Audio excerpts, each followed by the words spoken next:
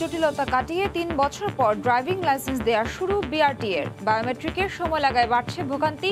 ৬ মাসের মধ্যে ১২.৫ লাখ লাইসেন্স সরবরাহের আশা। সৌদি আরবে যেতে আবারও বিড়ম্বনা। ১ ডোজ টিকা নেয়াদের থাকতে হবে কোয়ারেন্টাইনে। বিমানবন্দর থেকেই ফিরতে হচ্ছে প্রবাসীদের। দুবাই যেতেও কাটেনি আরটিপিসিআর সমস্যা।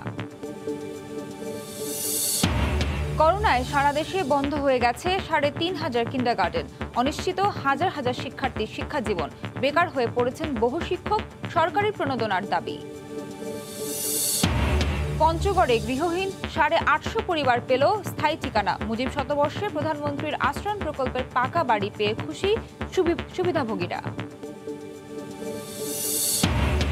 এবং বেহাল দশা বাগেরহাটের বিসিক শিল্পনগরীর রাস্তাঘাটের। দুর্ভোগের পাশাপাশি বাড়ছে পরিবহন খরচ।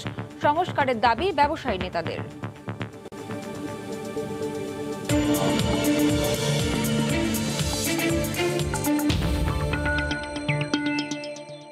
দেখছিলেন শিরোনাম। আমন্ত্রণ জানাচ্ছি দেশ ও দেশের বাইরের অর্থ বাণিজ্যের নানা খবর নিয়ে আমাদের নিয়মিত আয়োজন এ সময়ের বাণিজ্যে। আপনাদের সঙ্গে আছি আমি নাবিলা সোহার। প্রায় ৩ বছর পর ড্রাইভিং লাইসেন্স দেওয়া শুরু করেছে বাংলাদেশ সড়ক পরিবহন কর্তৃপক্ষ বিআরটিএ। পরীক্ষা দেওয়ার পরও যাদের লাইসেন্স নানা জটিলতায় আটকে ছিল তাদেরও বায়োমেট্রিক কার্যক্রম শুরু করেছে মাদ্রাজ সিকিউরিটি প্রিন্টার্স। তবে সেবা প্রত্যাশীদের অভিযোগ এ প্রক্রিয়ায় ঘন্টার পর ঘন্টা অপেক্ষা করতে হচ্ছে। এদিকে আটকে থাকা ১২.৫ লাখ লাইসেন্সের প্রিন্ট আগামী মাস থেকে শুরু করবে সেনাবাহিনী। খলিলুর রহমানের ক্যামেরায় সাদাত রহমাতুল্লাহর রিপোর্টে বিস্তারিত। কোন প্রতিষ্ঠান গ্রাহকের হাতে তুলে দিবে লাইসেন্স, সে চুক্তি নিয়ে আটকে ছিল বিআরটিএ। তবে দীর্ঘ প্রতীক্ষার পর সেই কাজ শুরু করেছে ভারতীয় প্রতিষ্ঠান মাদ্রাজ সিকিউরিটি প্রিন্টার্স। রাজধানীর পল্লবীতে প্রতিদিন গড়ে ১,০০০ মানুষের বায়োমেট্রিক করছে প্রতিষ্ঠানটি। এই বায়োমেট্রিক দিতে গাজীপুর থেকে এ পর্যন্ত ৩ দফায় রাজধানীর পল্লবীতে এসেছেন আবির হোসেন। তার মতো বিভিন্ন জেলা থেকে যারা এসেছেন তাদের সবারই অভিযোগ সময়ের দীর্ঘসূত্রিতা নিয়ে। প্রথম 10টায়, তারপরে সময় দিছে 11টায়, তারপরে 12টায়। মনে করেন এই টেনশনে ভালো লাগে না। আজকে ফিঙ্গারটা হলে আমি টেনশনটা একটু হালকা হব। আমাকে যদি একটু জানিয়ে দিত যে আমার এটা রিনিউ করে নিয়ে আসতে হবে, তাহলে কিন্তু আমার রাত 8টা পর্যন্ত বসে থাকতে হতো না। বলে যে আমাদের সার্ভারের প্রবলেম, আমাদের এই প্রবলেম, আমাদের ওই প্রবলেম। তবে মাদ্রাজ প্রিন্টার্সের দাবি ইতোমধ্যে সারা দেশে স্থাপন হয়ে গেছে ৬৯টি বায়োমেট্রিক মেশিন। তবে জাতীয় পরিচয়পত্রের সাথে যাদের পাসপোর্টের তথ্যের মিল নেই সেই সব গ্রাহকদের লাইসেন্স নিয়ে তৈরি হয়েছে জটিলতা। ডকুমেন্টস ভেরিফাই করার পরে ম্যাক্সিমাম ডকুমেন্টসের সমস্যা পাওয়া যায়, ঝামেলা পাওয়া যায়। তো তখন কি করতে হয়, ডকুমেন্টস ঠিক করে আনার জন্য তাদেরকে রিকোয়েস্ট করতে হয়। এনআইডিতে যদি ভুলও থাকে দরকার হলে আমাকে রিকোয়েস্ট করতে হবে যে আপনি এনআইডিটা সংশোধন করে আসেন। বিআরটিএ বলছে আগামী অক্টোবর থেকে আটকে থাকা ড্রাইভিং লাইসেন্সের স্মার্ট কার্ড ছাপার কাজ শুরু করবে সেনাবাহিনীর বাংলাদেশ মেশিন টুলস ফ্যাক্টরি। আগামী ৬ মাসের মধ্যে আটকে থাকা ১২,৪৫,০০০ ড্রাইভিং লাইসেন্স সরবরাহের কাজ শেষ করবে প্রতিষ্ঠানটি। পুরাতন যে লাইসেন্সগুলো যেগুলো পেন্ডিং ছিল প্রায় ১২ লক্ষের অধিক, বাংলাদেশ সেনাবাহিনী ইতিমধ্যে কাজ শুরু করে দিয়েছে। আর আগামী মাস থেকেই কার্ড প্রিন্টিংয়ে চলে যাবে, অর্থাৎ যে ব্যাকলগের যে সমস্যা ছিল সেটা আর এখন বর্তমানে থাকছে না। বিআরটিএ টেন্ডার জটিলতায় দেশজুড়ে ড্রাইভিং লাইসেন্স প্রদান বন্ধ ছিল ২০১৯ সালের আগস্ট থেকে। লাইসেন্স প্রাপ্তিতে বিআরটিএতে সাধারণ মানুষের দুর্ভোগ দীর্ঘদিনের। প্রায় ৩ বছর পর আবারও লাইসেন্স সরবরাহ শুরু করলো বিআরটিএ। এই নিয়ে সাধারণ মানুষের মধ্যে যেমন স্বস্তি রয়েছে, তেমনি বিআরটিতে জমে থাকা প্রায় কয়েক লাখ লাইসেন্সে রয়েছে অস্বস্তি। তাই এই সমস্যার সমাধানে বিআরটিকে আরও জনবান্ধব হওয়ার আহ্বান সাধারণ মানুষের। সাদাত রহমতুল্লাহ, সময় সংবাদ, ঢাকা। সৌদি আরবে ফিরতে আবারও বাড়ল প্রবাসীদের বিড়ম্বনা। দেশটির সরকারের নতুন নীতিমালায় ১ ডোজ টিকা নিয়ে সৌদি আরবে গেলে থাকতে হবে কোয়ারেন্টাইনে। এজন্য গুনতে হবে ৪৫ থেকে ৫০ হাজার টাকা। নতুন নির্দেশনা জানা না থাকায় অনেক প্রবাসীকে ফেরত দেয়া হচ্ছে বিমানবন্দর থেকে। বিস্তারিত আরিফুর রহমানের প্রতিবেদনে। সম্প্রতি সৌদি সিভিল এভিয়েশন কর্তৃপক্ষ তাদের কোয়ারেন্টাইন নীতিমালার পরিবর্তন এনেছে। সেখানে উল্লেখ করা হয়েছে এখন থেকে সৌদি আরবে প্রবেশের ক্ষেত্রে ১ ডোজ টিকা নেওয়া থাকলেও ৫ দিন নিজ খরচে প্রাতিষ্ঠানিক কোয়ারেন্টাইনে থাকতে হবে। এর আগে ১ ডোজ টিকা নিয়ে সৌদি আরবে প্রবেশ করা গেলেও নতুন এই শর্তে সেই সুযোগ আর থাকছে না। সৌদি সিভিল এভিয়েশনের নতুন শর্তে বলা হয়েছে সৌদি আরব থেকে এক ডোজ টিকা নিয়ে যেসব নন সৌদি নাগরিক ছুটিতে গিয়েছিলেন তাদের ফেরার সময় কোয়ারেন্টাইন প্যাকেজ গ্রহণ করতে হবে। নির্দেশনায় ইমিউন যাত্রীদের সংখ্যা কেবল সৌদিতে আগতদের অ্যাস্ট্রাজেনেকা, মডার্না, ফাইজারের 2 ডোজ টিকা গ্রহণের কথা বলা হয়েছে। এতে ভোগান্তিতে পড়েছেন যাত্রীরা, অনেকে বিমানবন্দর থেকেও ফিরে আসছেন। তবে সৌদিতে এক ডোজ নিয়ে কেউ বাংলাদেশ থেকে অফার ডোজ গ্রহণ করেন সেক্ষেত্রে কি হবে সে বিষয়ে স্পষ্ট কোনো নির্দেশনা দেওয়া হয়নি। নতুন এই সিদ্ধান্তের কারণে যারা এক ডোজ টিকা নিয়ে দেশে গিয়েছেন তারা দুর্ভোগে পড়েছেন। ভিসার মেয়াদ না থাকায় অনেকে তাই কোয়ারেন্টাইন প্যাকেজের জন্য গুনছেন বাড়তি 45 থেকে 50,000 টাকা। আরিফুর রহমান, সময় সংবাদ, সৌদি আরব।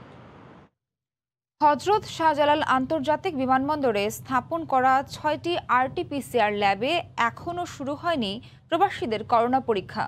বিমানবন্দরে এসে ভোগান্তিতে পড়ছেন প্রবাসী বাংলাদেশিরা। এই মুহূর্তে সেখানে আছেন রিপোর্টার কামরুল হাসান সবুজ। সরাসরি যুক্ত হচ্ছি তার সাথে। সবুজ।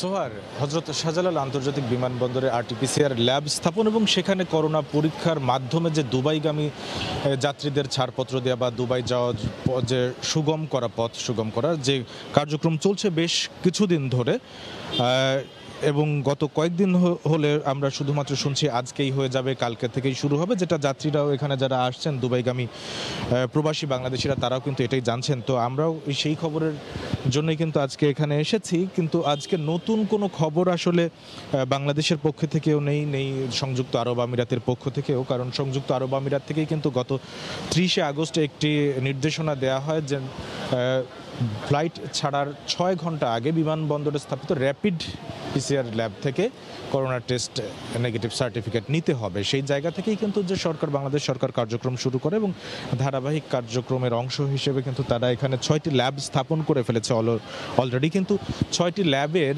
একটিকে শুধুমাত্র সংযুক্ত আরব আমিরাত অর্থাৎ দুবাই যাওয়ার ক্ষেত্রে অনুমোদন দেওয়া হয়েছে যারা এখানে করোনা পরীক্ষা করতে পারবে। কিন্তু বাংলাদেশের পক্ষ থেকে চাওয়া আসলে 6টি ল্যাবই যেন সেই অনুমোদনটা পায়, তাহলে তারা সহজে অনেক মানুষের একসঙ্গে যে করোনা পরীক্ষার শেষ মুহূর্তের যে শেষ টেস্ট আর কি ফ্লাইট ছাড়ার আগে সেই টেস্টটা করতে পারবে। সেখানেই আসলে ঝুলে আছে বিষয়টা। এইটা নিয়েই দিন দরবার চলছে, যেটা বেবি চকের পক্ষ থেকে বাংলাদেশ বেসামরিক বিমান চলাচল কর্তৃপক্ষের আমাদেরকে এটাই জানিয়েছেন এবং এখন পর্যন্ত এটাই আছে আসলে দিন দরবার চলছে এবং দুই দেশই চরমভাবে চেষ্টা করছে। তো ওখানে সংযুক্ত আরব আমিরাতের পক্ষ থেকে আসলে প্রশ্ন যে কেন একই কাজ করার জন্য এতগুলো সংস্থাকে দায়িত্ব দিতে হবে, এইটা নিয়েই আসলে দিন দরবার চলছে। আশা করা যাচ্ছে বেবি চকের পক্ষ থেকে যেটা বলা হয়েছে যে খুব দ্রুত হয়তো এই সমস্যার সমাধান হয়ে যাবে।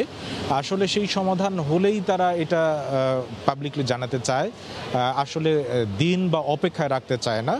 তো পরবর্তী কোনো নির্দেশনা আসলে আমরা সাথে সাথে জানিয়ে দিতে পারবো। তো সোহার, হজরত শাহজালাল আন্তর্জাতিক বিমানবন্দর থেকে আমার কাছে এই ছিল এখনের মতো সবশেষ খবর। হজরত শাহজালাল আন্তর্জাতিক বিমানবন্দরের সামনে থেকে এতক্ষণ আমাদের সঙ্গে সরাসরি যুক্ত ছিলেন রিপোর্টার কামরুল হাসান সবুজ। করোনা মহামারীতে সারা দেশে প্রায় 3,500 কিন্ডারগার্টেন বন্ধ হয়ে গেছে। এতে অনিশ্চিত হয়ে পড়েছে হাজার হাজার শিক্ষার্থীর শিক্ষাজীবন। শিক্ষাবিদরা বলছেন সরকারি প্রাথমিক বিদ্যালয়ে ভর্তির সুযোগ দিয়ে এ সমস্যার সমাধান সম্ভব। এদিকে আবারও ঘুরে দাঁড়াতে সহজ শর্তে প্রণোদনা চায় কিন্ডারগার্টেন অ্যাসোসিয়েশন। পিঙ্কি আক্তারের রিপোর্ট। ঢাকা সহ সারা দেশের বিভিন্ন জায়গায় কিন্ডারগার্টেন স্কুল বন্ধের চিত্র এমন আরো অনেক। মিরপুর শাহালি থানা এলাকার এই ভবনটিতে ছিল নবাবেরবাগ সেন্ট্রাল হাই স্কুল। শিক্ষক কর্মচারীদের বেতন ও স্কুল খরচ বহন করতে না পারায় তা এখন বন্ধ। চিরচেনা ক্লাসরুমে পাঠ্য নির্দেশনার জন্য হোয়াইট বোর্ড পড়ে থাকলেও এখন তা শুধুই জড়বস্তু। আমার খুব কষ্ট লাগে যে বেঞ্চগুলো দেখলে, তা বোর্ডগুলো দেখলে, এগুলো খুব খারাপ লাগে। আর লকডাউন শেষে শিক্ষা কার্যক্রম চালু হলেও অনেক শিক্ষার্থী ফিরতে পারেনি তাদের প্রিয় ক্লাসরুমে, আর তাই শিক্ষাবর্ষ পিছিয়ে পড়ার ঝুঁকি নিয়ে শঙ্কিত অভিভাবকরা। এবছর তো আমরা কোন স্কুলে ভর্তি হতে পারছি না। সবাই স্কুলে যাচ্ছে, আমরা যাচ্ছে পারতে আসি না। আমাদের স্কুলটা খুলে দেওয়া হোক, আমরাও যাব স্কুলে। যদি অল্প খরচে পড়ানো যায় তাইলে এই স্কুলে আবার ভর্তি করা একদম স্কুল চালু করলে। আমি আসলে জানি না তাদের স্কুলটা খুলতে পারবো কিনা, এবং তারা এখন কোথাও ভর্তিও হতে পারতেছে না। তাদের ভবিষ্যৎ নিয়ে আমি খুবই দুশ্চিন্তায় আছি। তিনতলা ভবনের এই শিক্ষা প্রতিষ্ঠানের 12টি কক্ষে শিক্ষার্থী সংখ্যা 250। মূলত এলাকার নিম্ন মধ্যবিত্ত শিক্ষার্থীরাই পড়তে আসতেন এখানে, যাদের শিক্ষা ভবিষ্যৎ এখন অনেকটাই অনিশ্চয়তা রয়েছে। কিন্ডারগার্টেন অ্যাসোসিয়েশনের দাবি, দেশে প্রাক প্রাথমিকের 30% শিক্ষার্থী কিন্ডারগার্টেনের, আর তাই দেশের শিক্ষার হার ও মান ধরে রাখতে এবং বেকার সমস্যা মোকাবেলায় সহজ শর্তে সরকারি প্রণোদনা পেলেই আবারও ঘুরে দাঁড়াবে এসব প্রতিষ্ঠান। এই প্রতিষ্ঠানগুলো টিকিয়ে রাখার জন্য আমি অনুরোধ করব যে মাননীয় প্রধানমন্ত্রী যদি আমাদেরকে সহজ শর্তে কিছুটা ঋণ দেয়। আর শিক্ষাবিদরা বলছেন, বন্ধ হয়ে যাওয়া প্রতিষ্ঠানের শিক্ষার্থীদের জন্য সরকারি প্রাথমিক বিদ্যালয়ে ভর্তি সুবিধা দিয়ে ও শিক্ষক সংখ্যা বাড়িয়ে এই সমস্যার সমাধান সম্ভব। কিন্ডারগার্টেন নিঃসন্দেহে টিকে আছে যারা ভালো, যাদের শিক্ষার্থী সংখ্যা বেশি সেই দিক থেকে, এবং যারা বন্ধ হয়ে যাচ্ছে সেই ক্ষেত্রে সরকার হয়তো তাদেরকে কিছু প্রণোদনা দিয়ে তাদেরকে টিকিয়ে রাখতে পারে। কিন্ডারগার্টেন অ্যাসোসিয়েশনের মতে সারা দেশে 40,000 কিন্ডারগার্টেন স্কুল রয়েছে, যার মধ্যে 1800 স্কুল নিবন্ধিত। এসব প্রতিষ্ঠানে শিক্ষার্থীর সংখ্যা প্রায় 75 লাখ। পিঙ্কি আক্তার, সময় সংবাদ, ঢাকা। রফতানি বাড়ায় বেনাপোল বন্দরের সড়কে বেড়েছে পণ্যজট। ভারতে প্রবেশের অপেক্ষায় রয়েছে প্রায় 2000 পণ্যবাহী ট্রাক। এই মুহূর্তে বেনাপোল বন্দর এলাকায় আছেন সহকর্মী আজিজুল হক। সরাসরি যুক্ত হচ্ছি তার সাথে। আজিজ,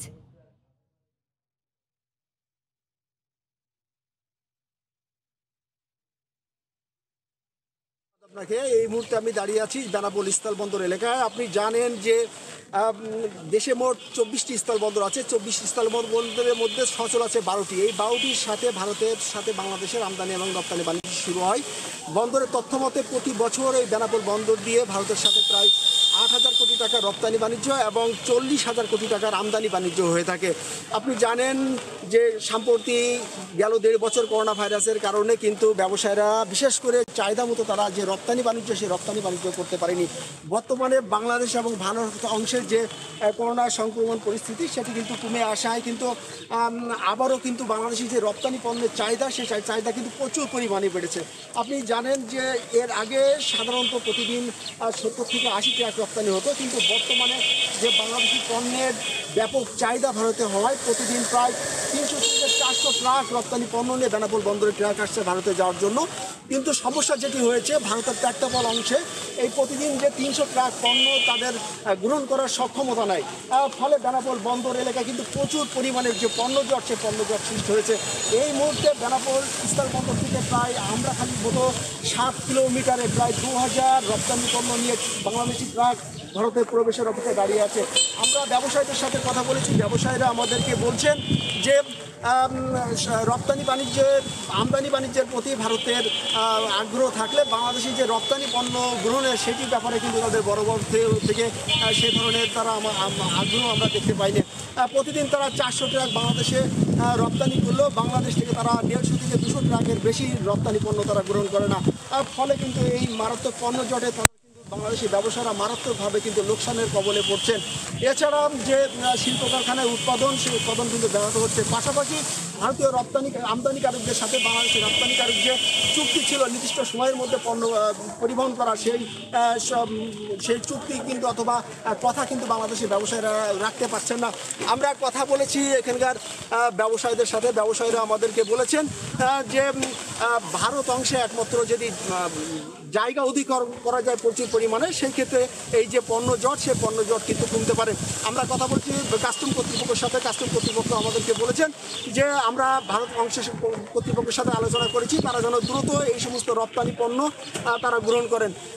তবে স্থানীয় ব্যবসায়ী নেতারা যেটা বলছেন যে কাস্টম এবং বন্দর বিভিন্নভাবে চেষ্টা করলেও কিন্তু এই যে চলমান সমস্যা পণ্য জট সেটা নিরসন হচ্ছে না, ফলে এটা সরকারিভাবে উদ্যোগ নেওয়ার দরকার বলে মনে করছেন ব্যবসায়ীরা। তো এই ছিল বেনাপোল স্থলবন্দর থেকে যে দীর্ঘ পণ্য জটে যে আমদানি এবং রপ্তানি বাণিজ্য ব্যাহত হচ্ছে তার সর্বশেষ তথ্য।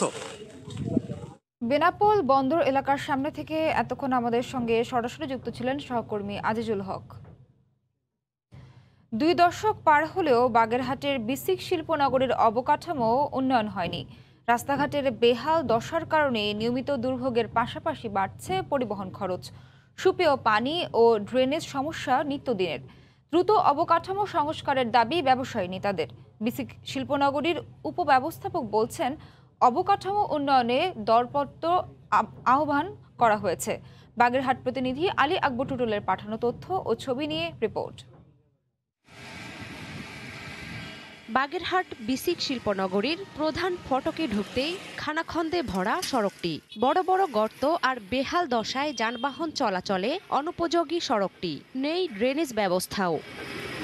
ইজি বাইক সেটিংস, নারিকেল তেল, অটোরাইস ও ফ্লাওয়ার, সরিষা ও ডালের মিল সহ ৩৭টি উৎপাদনমুখী প্রতিষ্ঠান রয়েছে এই বিসিক শিল্পনগরীতে। ব্যবসায়ী ও শ্রমিকদের অভিযোগ, রাস্তা সংস্কার না করায় কারখানা থেকে পণ্য পরিবহনে চরম দুর্ভোগ পোহাতে হয়। অবকাঠামো উন্নয়ন না হলে উৎপাদন ব্যাহত হওয়ার আশঙ্কা তাদের। বিসিকের ভিতরে রোড আছে, রোডটা ভাঙা চুরো, মানে আমরা হাঁটতে পারি না।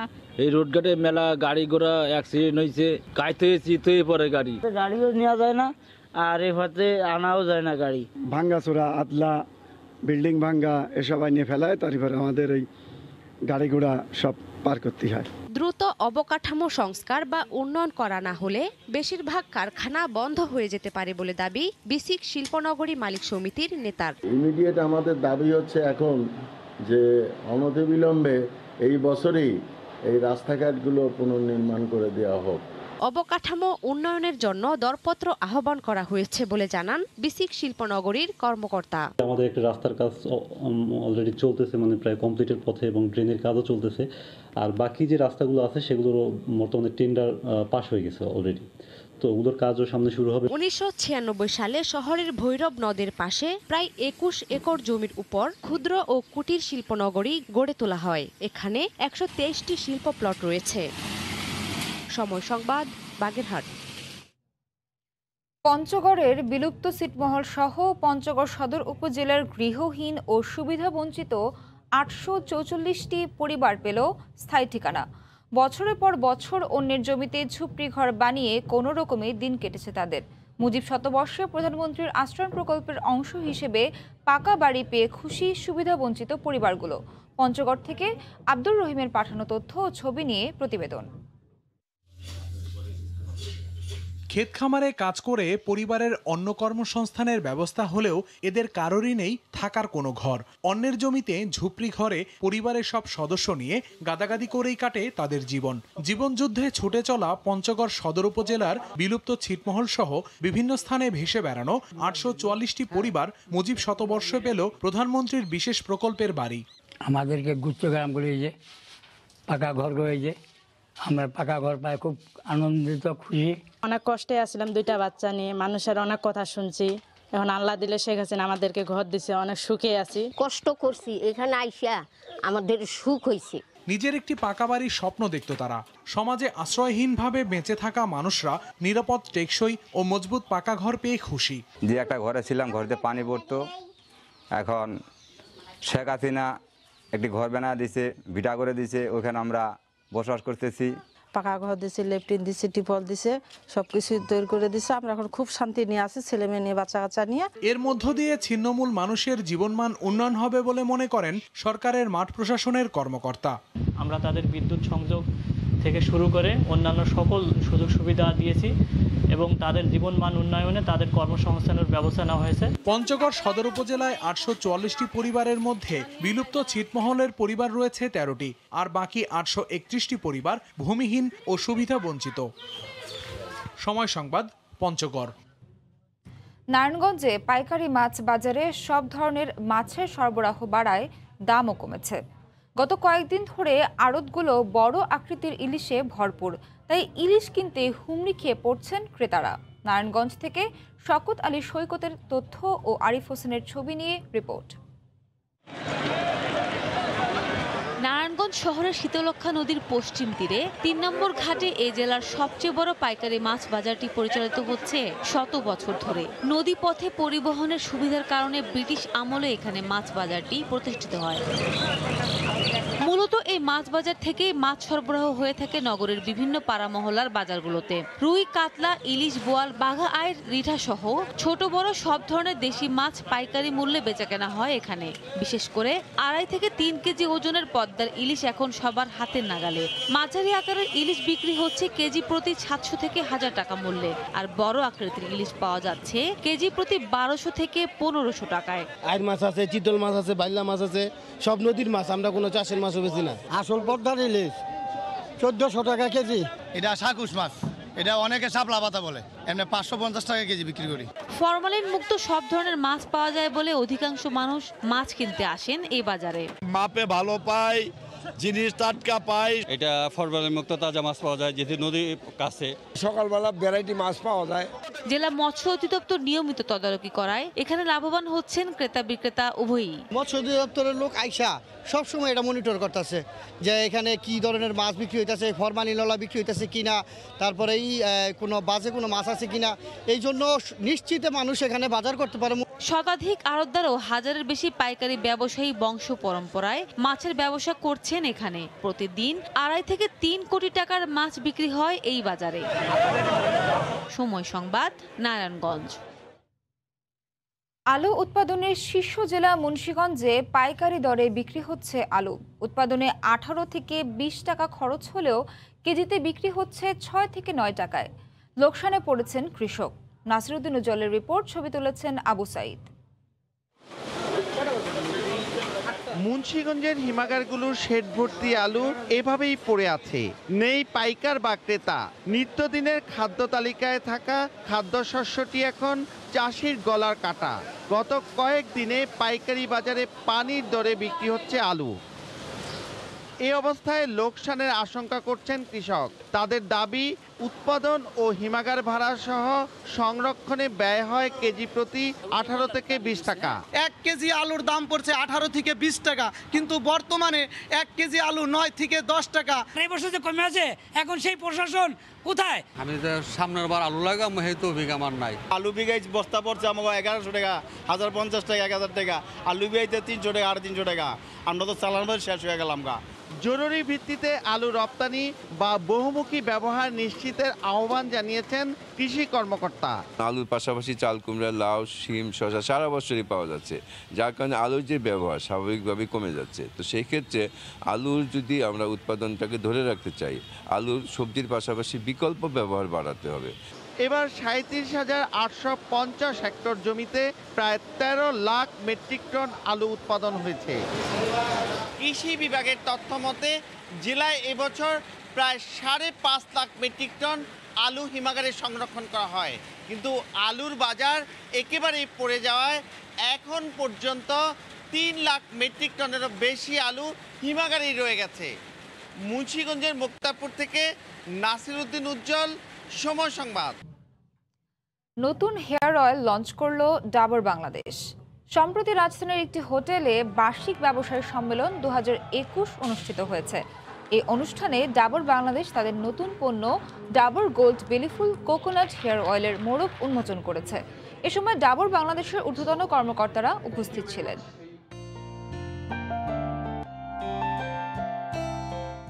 কলকাতাতে স্টে করেছিলাম, তারা 3 মাস তো 1-2 দিনের ব্যাপার। ইউরোপে মাইক্রোওয়েভ ওভেন রফতানি শুরু করল ওয়ালটন। এ উপলক্ষে সোমবার রাজধানীর কর্পোরেট অফিসে উদ্বোধনী অনুষ্ঠান হয়। আনুষ্ঠানিকভাবে ইউরোপের বাজারে মাইক্রোওয়েভ রফতানি কার্যক্রম উদ্বোধন করেন ওয়ালটন হাইটেক ইন্ডাস্ট্রিজ লিমিটেডের পরিচালক তাহমিনা আফরোজ তান্না।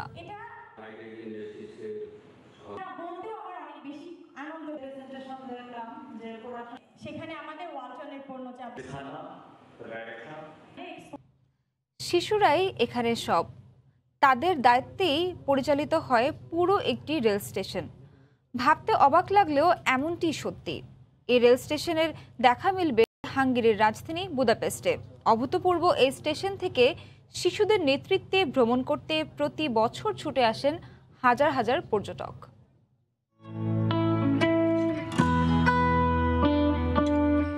শিশুই লাইনম্যান, শিশুই আবার টিটি, এ যেন কচিকাচার আসর। কিন্তু বিষয়টিকে এত সহজভাবে দেখলে হবে না, কারণ এই কোমলমতিদের কাঁধেই বিশাল দায়িত্ব। তারাই পরিচালনা করে পুরো স্টেশন। শিশুদের মধ্যে কেউ কেউ ট্রেনের হুইসেল দেয়, কেউ বা টিকিট চেক করছে, কেউ বা টিকিট দিচ্ছে, কেউ আবার যাত্রীদের সুবিধা অসুবিধার বিষয়টি তদারকি করছে। এটাই তাদের নিত্যদিনের কাজ। শিশুদের রেল সার্ভিস দেওয়ার এই অভূতপূর্ব দৃশ্যের দেখা মেলে হাঙ্গেরির রাজধানী বুদাপেস্টের পাহাড়ি এলাকার বুদা হিলসে। সেখানে সবুজ পাহাড় ভেদ করে তৈরি হয়েছে 11 কিলোমিটারের দীর্ঘ জায়ার মেঘভেসাট নামে একটি রেল স্টেশন। এর ইংরেজি অর্থ দ্য চিলড্রেন্স রেলওয়ে।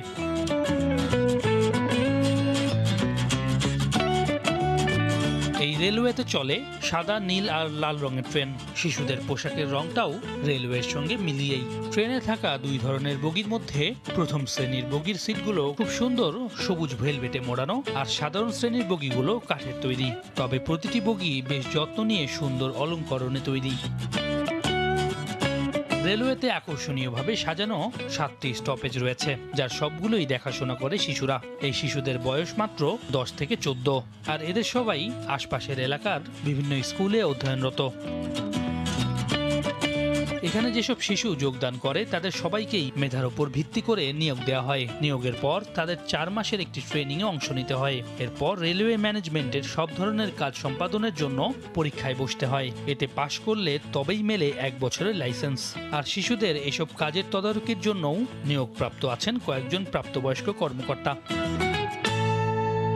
বাচ্চাদের পরিচালনায় এমন অভূতপূর্ব দৃশ্য দেখতে বেশ মজাই লাগে, যা উপভোগে প্রতি বছর এখানে ভিড় করেন অসংখ্য পর্যটক। সৈয়দ ইফতেখার, সময় সংবাদ। অক্টোবর মাসে দেশব্যাপী মুক্তি পেতে যাচ্ছে জাতির পিতা বঙ্গবন্ধু শেখ মুজিবুর রহমানের অসমাপ্ত আত্মজীবনী অবলম্বনে নির্মিত চলচ্চিত্র চিরঞ্জীব মুজিব। যুক্তরাষ্ট্রের লস অ্যাঞ্জেলেসে চলচ্চিত্রটির প্রদর্শনী অনুষ্ঠানে এ ঘোষণা দেয়া হয়। লস অ্যাঞ্জেলেস থেকে লস্কর আল মামুনের রিপোর্ট।